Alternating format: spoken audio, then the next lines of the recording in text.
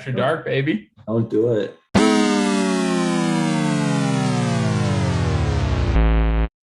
All right. I'm intrigued. Collins, you have me on the hook. Please indulge me on your theory about Rom. Rom ruined Chelsea this year. 100%. There's no way around it. It's not a conspiracy theory because there's nothing like, me thinking he intended to do it, anything like that. It's just there's a lot of things he did that ruined this season. If you look back on it, he is directly involved with us not, doing what we do. So, number one, you have his signing. His signing is number one. 100 million pounds. We sell Tammy Abraham. We sell I can't pronounce it. Gahey to Palace. We sell Tomori. Livramento to Southampton, all to fund this $100 million transfer, right? So first of all, you're losing all those great players. Those center backs we could have used this year. Livramento would have been great when Chills went out. But then on top of that, then you're committing to a guy at the striker position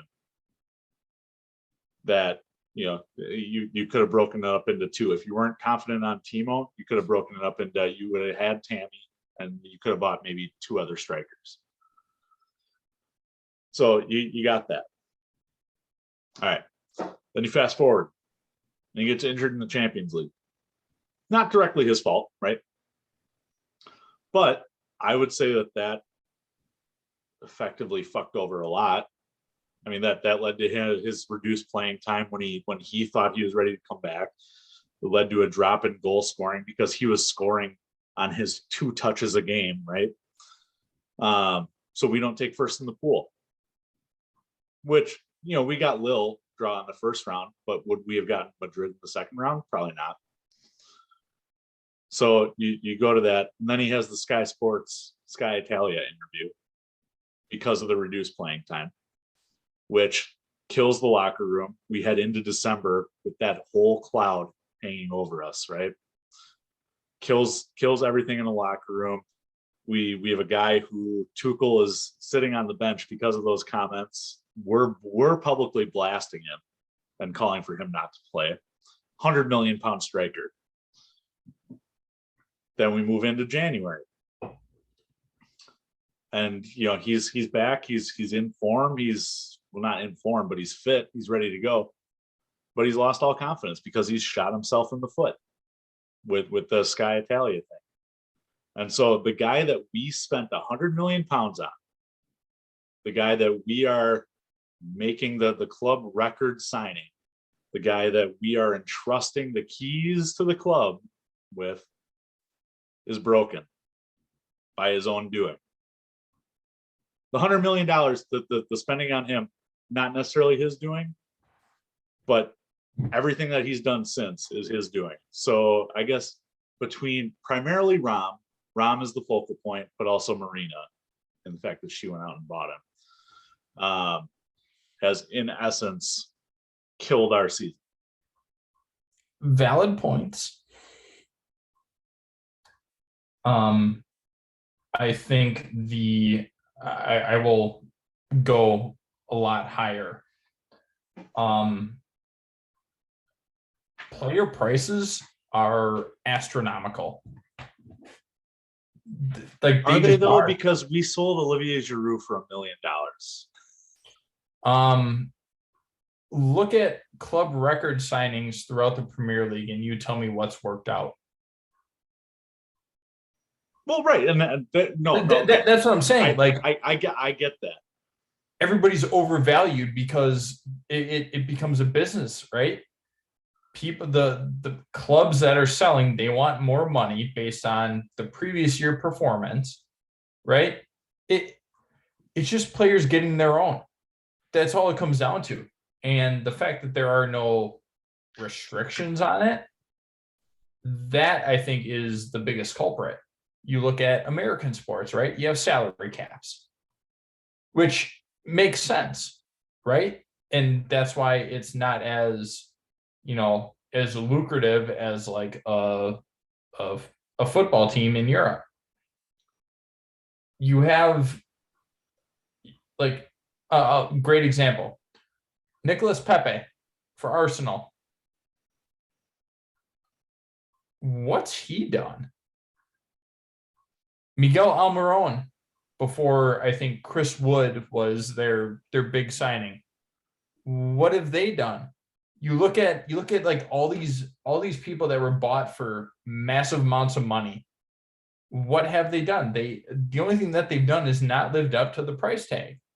And I think that it's, and I'm not trying to escape the fact that Rom is just a fucking asshole.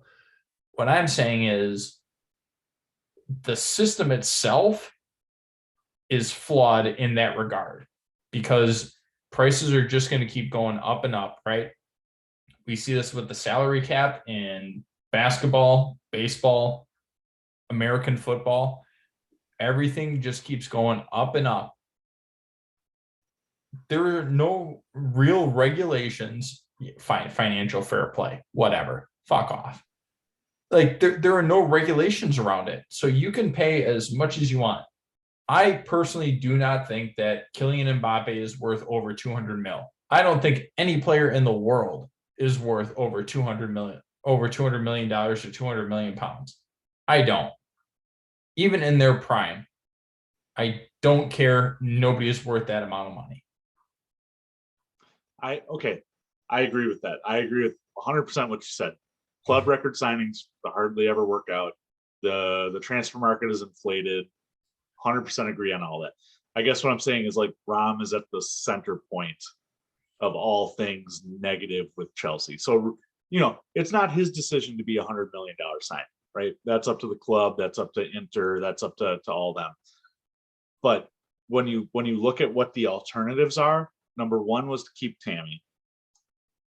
Number two, from what I've read, even Tony was the second option. And what he's worth maybe 20 mil, right? Probably would have been just as productive. Yeah. Maybe more. And so it's it's more so his name is at the center of everything. But I agree with you 100%. And for all we know, it might have just been a PR thing. If you think about it, right? Rom, he was out on loan with us for a long time, and then he went to Man United, and then went to Inter, and then the boys coming back home, and you look at shirt sales, you look at ticket sales, and all this other stuff. I bet you as a club, they probably made their money back within the first month of Rom being back. Like, if you look at it from that standpoint, yeah, they probably made more money as a club by shelling out the 100 million pounds to get Rom than they would have if they did get two lower name strikers, or if they kept Tammy, or whatever the case is. And you have to remember, like with Tammy, he wasn't playing that great. Like he started off really good under Frank, and then he could barely find time. And then going to Roma, like, yeah, he's showing out. And Olivier Giroud, he's doing the same thing at AC Milan, right? And we've talked about it with Timo. Sometimes you just need a change of scenery, and you figure a lot of things out. But I don't know. I think it was more of a coming home tour than it was a necessity signing. I would lean more towards PR than I would an actual need based on productivity. I agree with that, but I think the club thought it was a necessity sign because we're champions of Europe. We couldn't quite do it in the league and all that. And why? Because Timo Werner fell off in the second half. So we need a guy who we know can score. We need a guy who's a big name striker, And Rom fit the bill, and it just so happened that he's a Chelsea guy too. So it's like, oh, we got this extra PR, and I think they probably would have made their money back had he not fucked it up in October.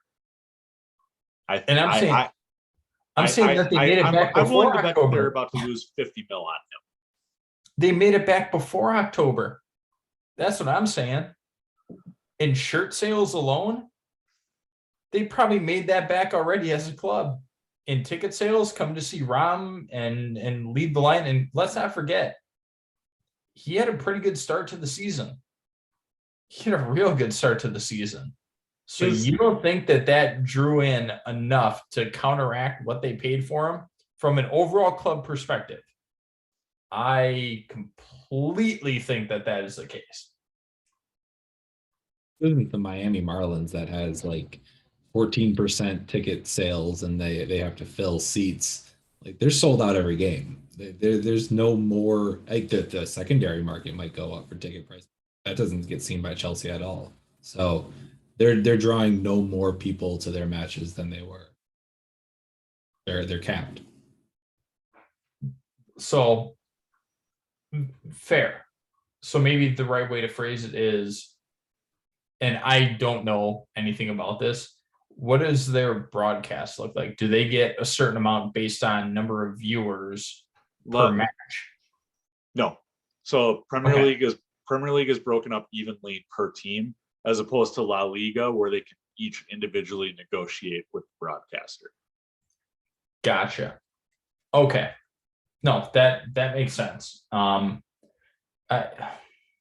think the funnier point to me, like, is if we bought Rom for 55 million pounds, I still think he's a flop. He hasn't performed at a $55 million striker level. If we got him for 20, then sure, right? Like you can kind of start to, I don't know what that magic number is of where his performance has been on par with what his value is, but we overpaid by a lot. He hasn't, you could take money off the table for me because he hasn't performed to anywhere, even in a non-inflated market, he's not. And if you take away the Sky Italia interview, we've been seeing rumors that PSG are interested. We've been seeing rumors that Inter are interested if they had the money. We've been seeing rumors that everyone is interested. You wouldn't be seeing those if it wasn't for the Sky Italia interview. No one would want to invest in this. No one would want to be like, oh, but they just bought him for 100 million. He's got like, what does he have this year? 10 goals, 11 goals in all comps. It's not a great number. No one's gonna be like, yeah, let's contact Chelsea. They're only doing it because you can get a discount rate because he fucking shat the bed both in PR and on the pitch. Everybody thinks they can get a discount rate for him. And you wouldn't see that otherwise. And so I go back to, we look at American sports. Players are out to get paid individually. It's not necessarily about the team. It's about players getting their own individually. And I think that's what Rama's doing, right? He didn't go to Inter for an astronomical amount. And then he's like, oh, 100 mil, because I'm pretty sure that the actual player has to sign off on transfers. Like the clubs can agree, but personal terms. Yeah, that's what I was gonna say. Is you agree on your contract with the club, right? And so it could have been the case, like, well, I'm gonna get mine while I'm in this good form, and then whatever happens, and then if I'm not happy, I'll just do what I need to do, and then I'll go get paid somewhere else. But the thing is, his wage values at Chelsea, he's probably going to get something equivalent wherever he goes, because he set that bar so high with Chelsea. He's not going to take anything less. And that's, again, I think Rom was looking out for his own. We always talk about the big payday. I'm going to get mine, or people playing in like Like they had a bad year and then all of a sudden it's their contract year and then they just play out of their mind. It's that whole conundrum. And I think that Ram has figured out that, hey, I got paid. I'm good. And I can go somewhere else and I can still get paid. And the fact that the wages now have been set with Chelsea, those are the wages that I can ask for going to a different club and still keep that going. I think it's an individual decision. Do I think it's smart from an individual standpoint? Yeah, absolutely. Right. We all want to get paid more. It's just a nature of how we are as humans. Yeah, we all want to get paid more for what we do. Absolutely. If somebody's like, yeah, I'm going to pay you an extra $100,000 just for doing what you're continuing to do. Yeah, I'll take that. That's exactly why he's not going to be able to get the same deal going forward, because he had 20 goals or 25 goals in a year with Inter. And then Chelsea signed him like, hey, we want to pay you to do that here. And then he didn't do that here. So they're going to pay him on his performance that he just showed. I don't think so. And that goes back to clubs willing to pay ridiculous fees on, oh, here's our record signing and all that other shit. Again, they only promote the transfer fee that they paid, not what the wages are, right? So yeah, we're paying 65 mil for Lukaku, and let's say it's fucking PSG. Well, PSG is going to pay out the ass regardless, and Chelsea's going to hold pretty firm on that. But PSG has money to blow. So, all right, yeah, we're paying 70 mil for Lukaku, but we're still going to pay him the same wages. I don't see that being an issue. And even if that is the case, what's he being paid now? 275? 325 a week. 325. 18-2. Even if he drops down to 300, he's still making his own. It's not like he doesn't have money. He's still making his own. And then he can look at a contract extension after he, plays well or does whatever he has to do outside the Premier League. And he can bump that up to 4 or 425, right? Like, this for him was just his payday. I really think that's the case. This was his payday. And he knew that going back to Chelsea, they'd have a soft spot. And he figured out real quick that, oh, well, I'm not playing well in this league, so I'm probably going to have to go somewhere else. And then, Colin, to add to your theory, the Sky Italia interview, basically saying that he wants out. Right? If you read between the lines, basically saying that he wants out, he's not happy, blah, blah, blah, whatever. Put on your big boy pants and start showing out so you can at least earn more money, right? This isn't a thing where there are big contracts. And when I say big contracts, like, you're not playing necessarily in a contract year. You have a lot more games. You have a lot more eyes on you. You can't just be bad for 1 year and then, be ridiculously good your contract year or whatever the case is, right? Because you have the 6 month where you can sign a free transfer. It to me seems like it was Ram's chance to get paid very handsomely.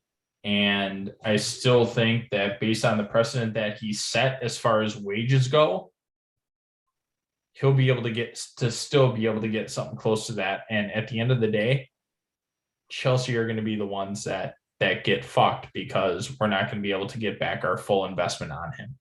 I'm not convinced yet that we're going to be fucked on it. And I think we have two things like giving us, the kind of an out here. Number one, it's World Cup year, and that World Cup is in winter. So, and there's been questions this international break. to Belgium as to whether or not Rom is going to make it because he hasn't been playing for his club team. And I think those are very valid questions. Do they have other options? Maybe, maybe not. Michi. Yeah, I mean, that's your other option. But at the same time, you don't want a guy who's coming cold. We've seen Rom cold, and it's not good. So we have that playing to our advantage. Number two, there is going to be one hell of a striker carousel this summer. We saw that one in January a couple of years ago where it was, we got Giroud and Michi went to Dortmund and Aubameyang went to Arsenal. Like, this is going to be that on crack. You're going to have Haaland leaving. You're going to have Mbappe leaving. I've already mentioned you got Luis Suarez going at Atletico, and they're going to be looking for somebody. You're going to have a lot of big name strikers moving this year. It would not surprise me if Karim Benzema left. Would not surprise me at all to fund Mbappe and or Haaland. Then you look at Barcelona. Apparently, they just found a bunch of money in a hole somewhere because they're spending again. I think that plays to our advantage because PSG is going to be looking for a striker, a known commodity striker, and Lukaku would do great in France. Dortmund's going to be looking for a striker. Does Lukaku go there as a rebound? Be a good fit. Does he go back to Inter? Inter's going to be looking to climb back on top of the pile in Serie A. So he fucked us over, but I'm not sure how long term it's going to be. I think we're going to get a pretty hefty fee for him if we sell him in summer. But yeah, it depends on if we have new ownership by that point.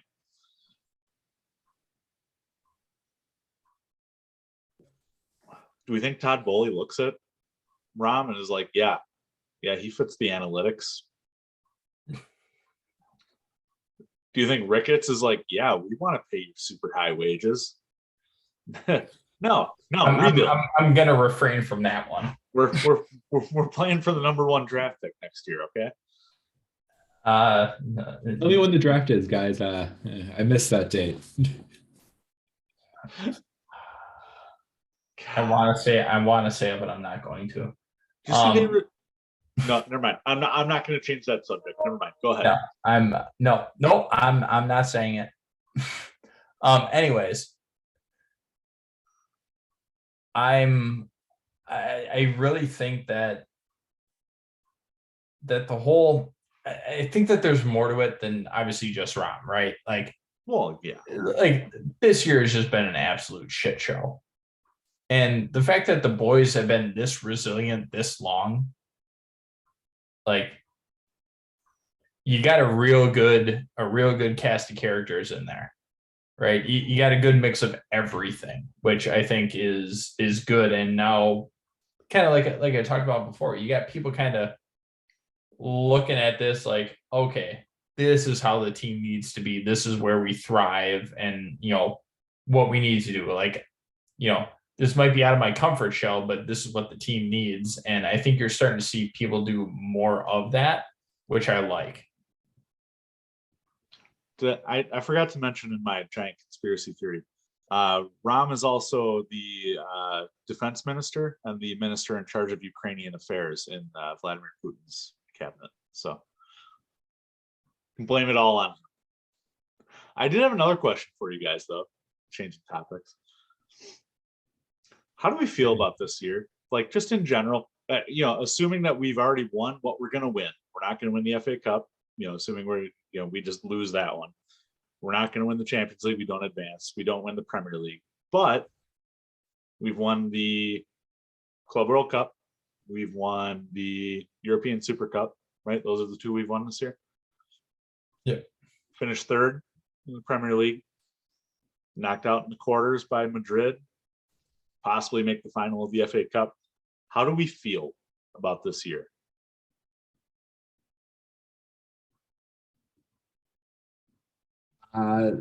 Slightly disappointed.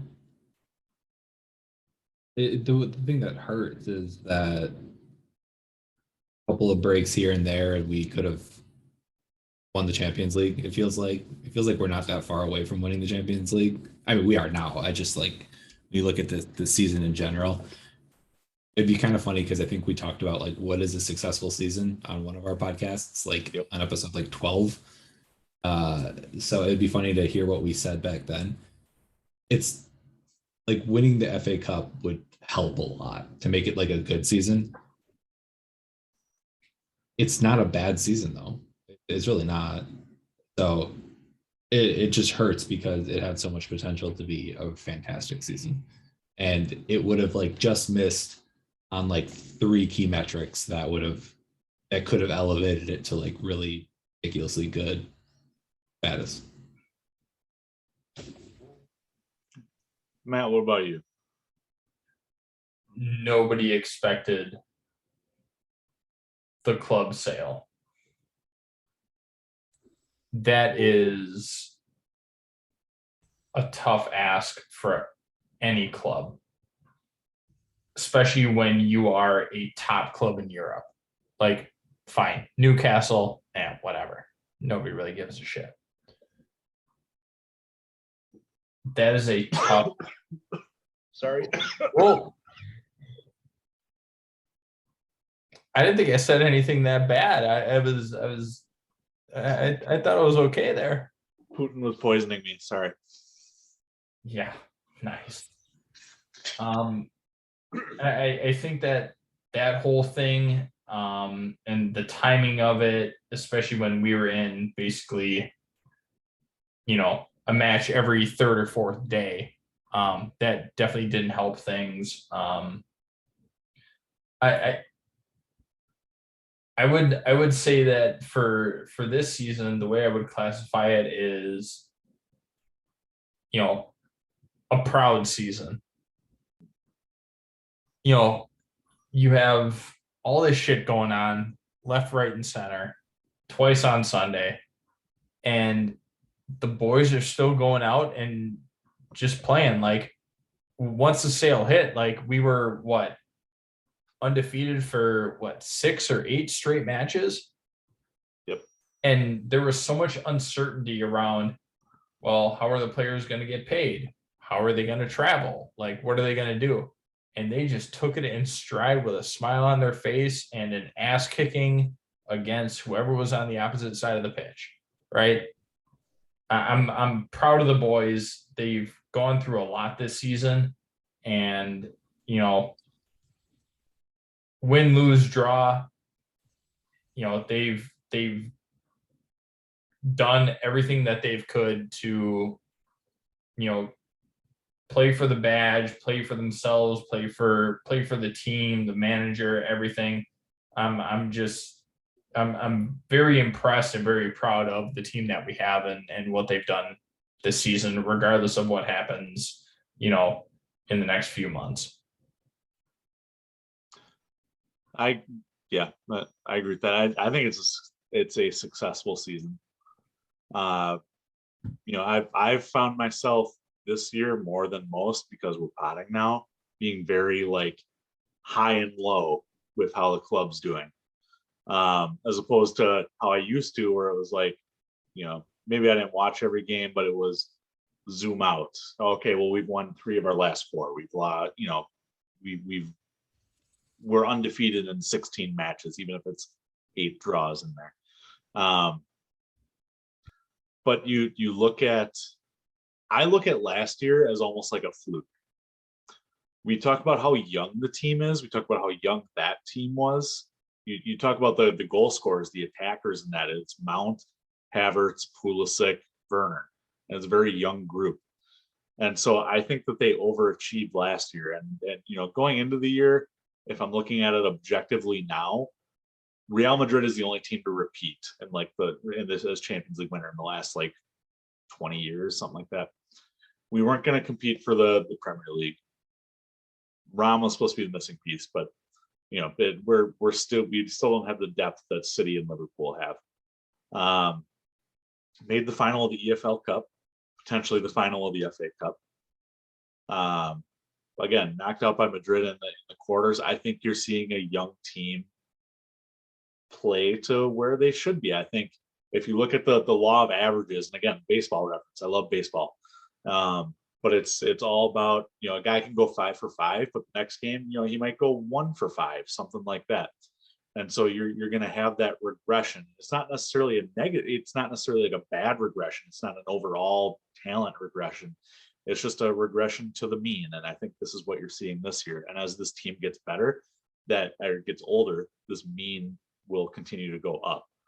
And so as long as we're able to keep the core together here, I think what we're seeing this year is a stepping stone. It's the first step on the ladder, or the first rung on the ladder.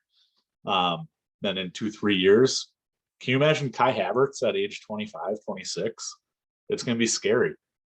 And if we still have him at that point, it's going to be great. And you can say that for Mason Mount. You can say that for Reece James. You can say it for Ben Chilwell. You can say it for a lot of guys. Conor Gallagher.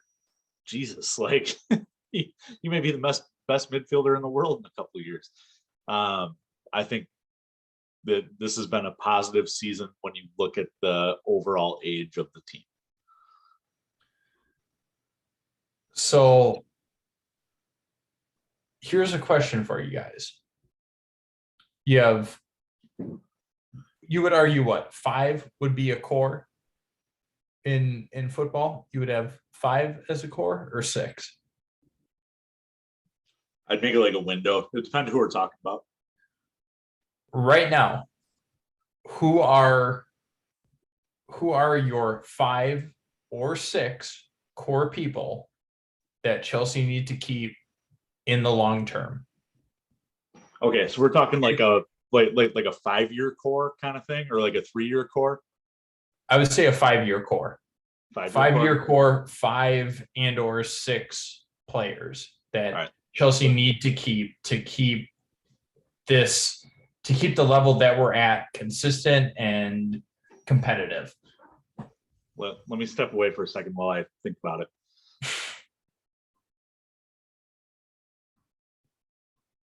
Legitimately left.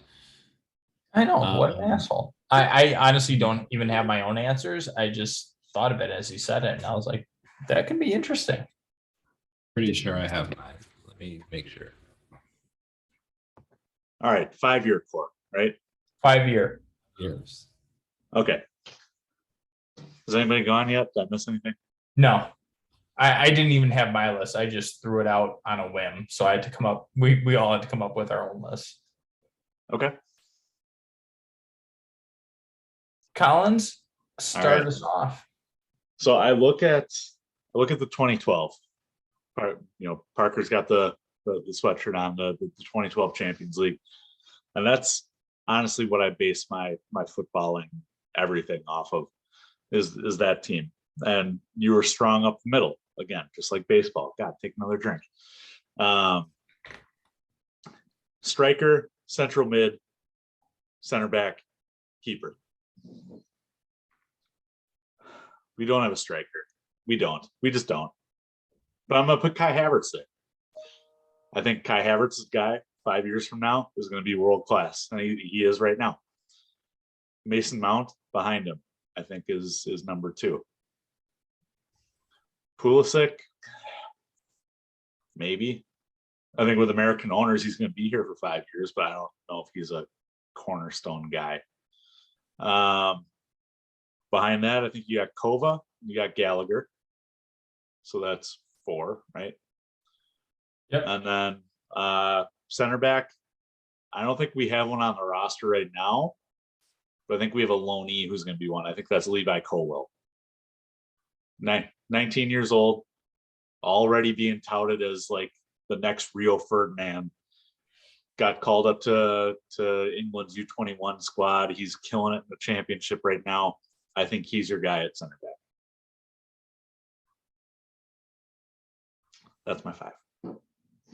I would say you could add a 6th if you feel obliged to, but yeah, 5 and or 6. Did I say Kova? Yes. Kova, Gallagher, Mount, Kai, Colwell, Mendy. No? No, his distribution is shit. I got into an argument about that this week. No, I'm at 5. I'm good. Okay. I'll start where you pick up. I actually have Mendy in my 5-year plan. I think distribution could be fixed. And he's a world-class elite shot stopper. You live with it because he can keep you in games and win you games in big moments. And he's proven that, even though his distribution pisses me off. It legitimately pisses me off. I think it can be fixed. So he's part of my 5-year plan. I have Kai, Mount, and Kova in there as well. And then the other one that you did not say was Reece James. Ah, shit. God damn it. Yeah, I want to add him. And when you said Conor Gallagher, it made me kind of want to add him, but I wanted to at least say the 5 that I initially wrote down. I did not have Conor Gallagher, but Conor has the ability to be one of the best. Kova is like years 1, 2, and 3. I'm very confident, and 4 and 5, I'm not as much. But he is only 27, so hopefully he can still be. He'd be right at the tail of his prime in 5 years.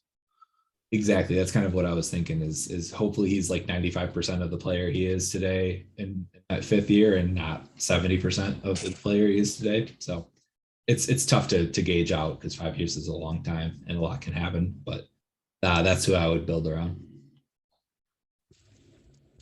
All right. I've got Here we go. Reece. I've got Reece. Jorginho. No, he'll be in a nursing home. I've got Reece, Kova, Mount, Kai, Benny Chills. How old is Benny Chills? Is he 25? Some give or take. I'm not entirely sure, actually. Because yeah, that'd be a good one. Assuming that he comes back from this injury. Good. 25? Okay. Yep. So I got Chills, and then my last one. You know him, you love him. Pay that man. Pay that man. You need a solid center back. You need an experienced center back. You need somebody with an attitude to hold that back line. Rudy's 29, if I remember correctly. Yeah. Well, Thiago Silva's what, 38? 7. Yeah. 37, gonna be playing when he's 38. Rudy can definitely do that. Like, I really think he can. And I'm still holding out hope until I see it in writing that he has left the club, until I see him in another kit. Rudy is still a Chelsea man. He will be a Chelsea man. I am holding out hope, and I am putting a lot of faith in Rudy being the anchor as the center back. I thought of my 6th guy. Hey, You already had Reece. You can't have a 7th. Okay, I want a 7. Number one, I agree with you on Rudy. If he's back, yeah, absolutely. But I don't think he is. He will be back. My 7th guy is Thomas Tuchel. 5-year plan. Huh. Yeah. It's a great call. When you were talking about was this a successful season, I was thinking, like, considering he still hasn't had his full like say on who we bring in and play soccer that he wants to play. That's where, like, I look at Pep and I look at Klopp, and they had some time to implement and figure some stuff out and make some reform, if you will. These are the stepping stones, ladder rung 1, as you said, kind of catapult off of that. You look at what his first transfer season was, and it was Ram, Saul, and a 3rd-string goalkeeper. Bettinelli, that's the other one I wanted to add to my plan. But But tell me Thomas Tuchel is like, yep, that's my guy to any one of those. Tuchel No. very like Rom doesn't fit his system. Saul has played like 4 matches. And I mean, I guess you need a third string keeper. So, whatever. But there's no way there's no way Tuchel is like, give me these 3 guys. That's all I want.